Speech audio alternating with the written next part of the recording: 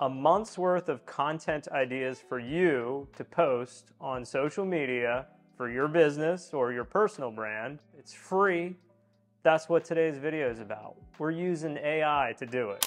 Hey friends, I'm Scott Riley and I own Hi Guys Video. We are a full service production company based in Altoona, Pennsylvania. And we do social media marketing for ourselves and for small businesses, for corporations. Show the dedication that Pepsi has to the school.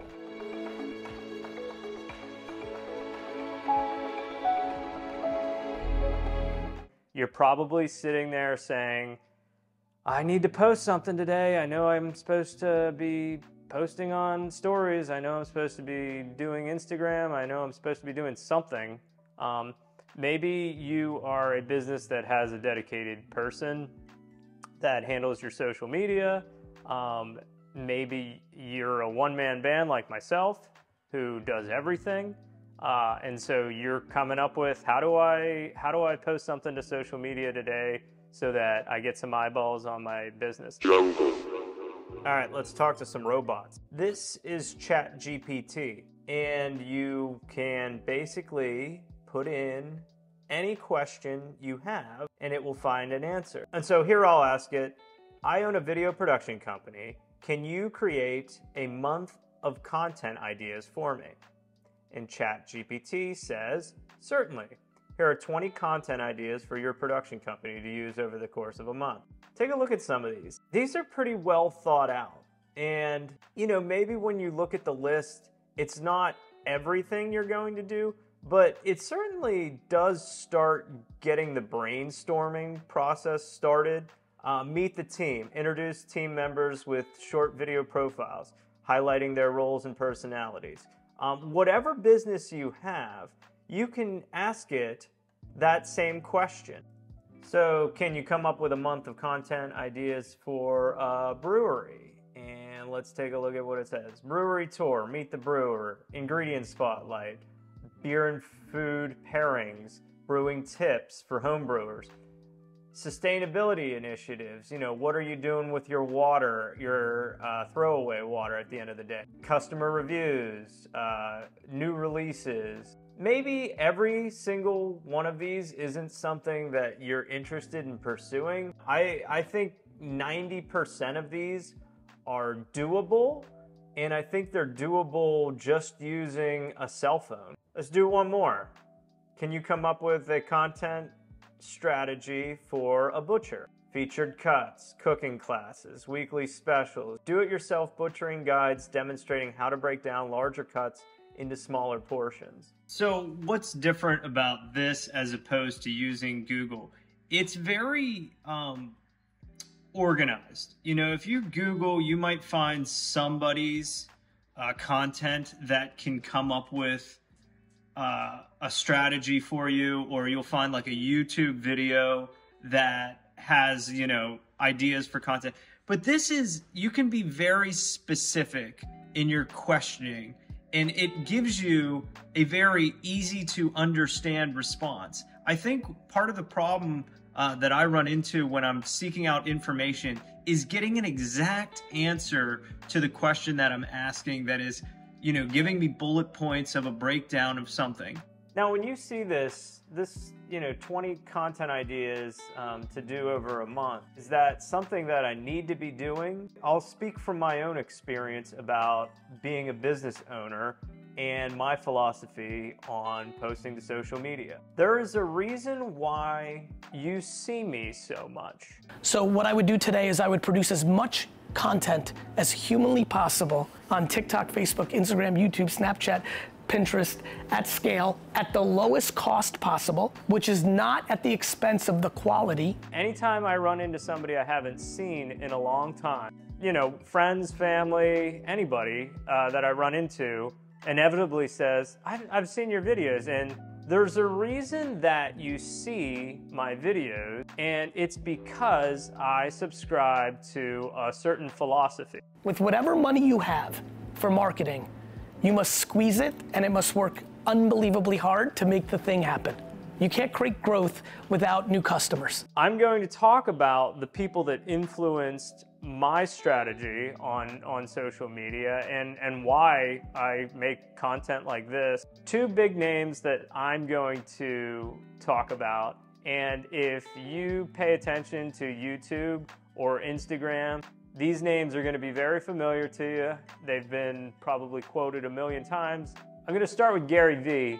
And if you don't know Gary Vee, he is a fast-talking, big personality. When you try to create your business, run for mayor, raise money for a nonprofit, no matter what you do, no matter what you try to accomplish, the one thing that you should be chasing is people's attention. Attention, my friends, is the asset. Sort of where the idea of the influencer came from.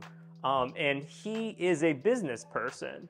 And he does a lot of talking about business. He does a lot of talking about social media marketing.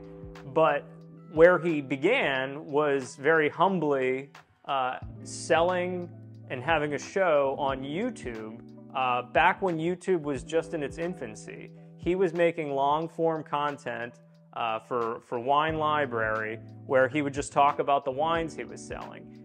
And so he started growing there versus what he does now. He has teams, social media people, that follow him around and just record him all day long and breaking that up into small snippets, and they post it on everything. They post it on TikTok, they post it on Instagram, they post it on Facebook, everything you can think of. He's on every social media, and he is somebody that can attest to the power of social media. From 7 a.m. to back then 8 p.m. every day, I was learning the wine business. All right, so that was Gary Vee, and he's kind of the godfather of social media. The second name that I mentioned in that was a more recent example of somebody that launched an empire using the power of social media, and that's Alex Ormozzi. I was actually really against making content for a long time, and it was because I actually saw the content as temporary. Why would I make a short video that's going to disappear in the newsfeed and never get seen again? Like, it just felt like a complete waste of time. But what I realized was that the media is not the compounding asset. The audience is the compounding asset. It sounds so simple, whatever, painfully obvious. I didn't get it. So that was why for years I never made it, because I was like, why would I make content? Because it's going to disappear. But the audience doesn't. And they're the people who tell 2 people or 4 people, etc. And then that becomes the base. I'm sharing this right now because like it took me too long to figure it out. Alex Ormozzi in the last couple years has exploded. A story of sleeping on a floor not too long ago, launching a few gyms, being a gym owner, and then he basically attributes creating content to being the thing that changed his business.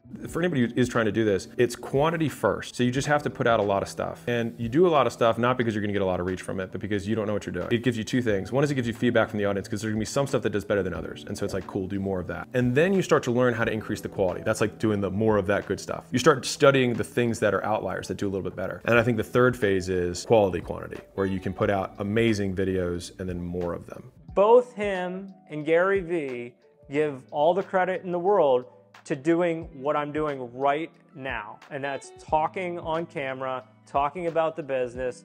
The why for me is listening to the Goliaths of social media who built large empires using content like this. And the how is I'll listen to the AI for some brainstorming ideas. So I titled this one, Don't Hire Me. And the reason I say that is if you look at the content that the Goliaths put out and you look at the strategy that AI puts forth, there's nothing you can't do with your cell phone. As a small business owner, it's more about volume. It's more about the quality of the content you're putting out, not whether you're lit, not whether you're using a high resolution camera, whether you're using drones. It's, are you being consistent in putting out something that people find interesting? Are you educating people on what you are doing behind the scenes? If you're a small business owner, whether that's a butcher, whether that's a brewer, whether that is a tree service person, you are an expert of something. And the philosophy behind social media is simply documenting what you do every single day, being consistent about it, and putting out something that people get to know you with. And one last thing, I actually forgot. I had my first person reach out over the internet and they purchased footage that I shot of Altoona. I've been posting 4K aerial footage from my drone of just different towns in central Pennsylvania. And some of the advice that I got from a person I follow is just put together a town reel that shows the city. People need that when they're showing off their business and they want to show what area they come from. You know, if you have high quality footage, you can sell that to people.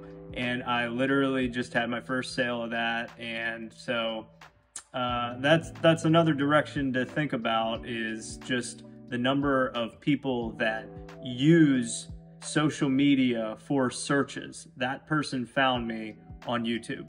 I hope you have a wonderful day. The leaves are going to start changing here in central Pennsylvania, and it is going to be beautiful. If you need anything, go to highguysvideo.com or DM me wherever you're seeing this content, and we can talk about social media strategy, we can talk about videos, we can talk about my list of 38 things. Benjamin Button is my favorite movie of all time. And, you know, comment with what your favorite movie is. Have a good day.